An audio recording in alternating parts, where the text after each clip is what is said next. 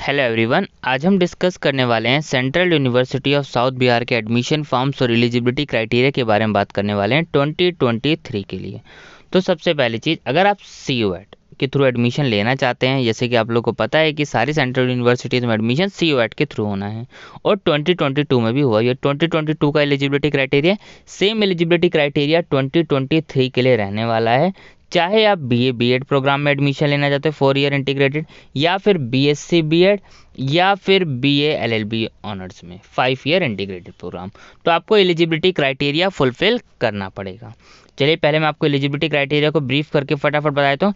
BA-BEd के लिए क्या एलिजिबिलिटी क्राइटेरिया, BSc-BEd के लिए जैसे आप BA-BEd करना चाहते हैं तो सेक्शन 1A में लैंग्वेज टेस्ट आपको देना पड़ेगा, वो भी इंग्लिश कंपलसरी है।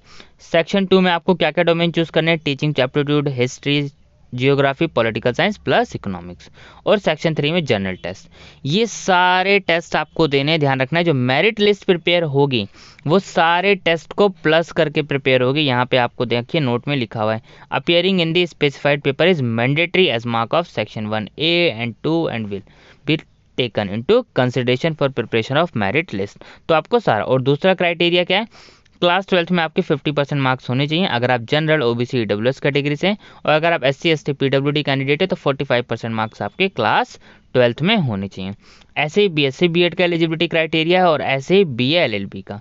BA-LLB में लैंग्वेज टेस्ट, जनरल टेस्ट तो देना ही। सेक्शन 2 डोमेन में आपको देख लेना है, अगर आप कॉमर्स स्टूडेंट्स हैं तो लीगल स्टडी, अकाउंटेंसी, बिजनेस और इकोनॉमिक्स चूज करना है। आर्ट्स हैं तो legal studies, history, political science, economics choose करना है।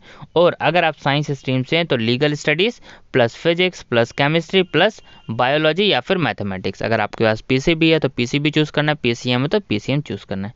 सबसे पहले आपको जो है CUET का फॉर्म फिल करना पड़ेगा, उसमें आपको ये सारे सब्जेक्ट्स लेने पड़ेंगे, ये आपको ध्यान रखना है अगर आपको ये यूनिवर्सिटीज़ टारगेट है।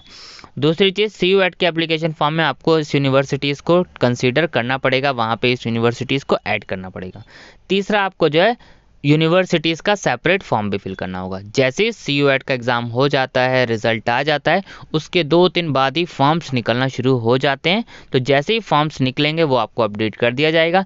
CUET का फॉर्म जो है चांसेस हैं कि Feb में आउट हो जाएगा। एंट्रेंस एग्ज़ाम जो है लास्ट वीक ऑफ अप्रैल या फिर फर्स्ट वीक ऑफ मई में होने के चांसेस हैं, और रिजल्ट आपका विद इन 1 मंथ में आ जाता है। 15 डेज़ के बाद कभी भी रिजल्ट भी अनाउंस्ड हो सकता है। तो यानी जो आपके एडमिशन है वो जून जुलाई में स्टार्ट हो जाएंगे, जून तक के स्टार्ट हो जाएंगे। तो बाकी कुछ भी अपडेट्स होगा वो आपको वीडियो बना के अपडेट भी कर दिया जाएगा।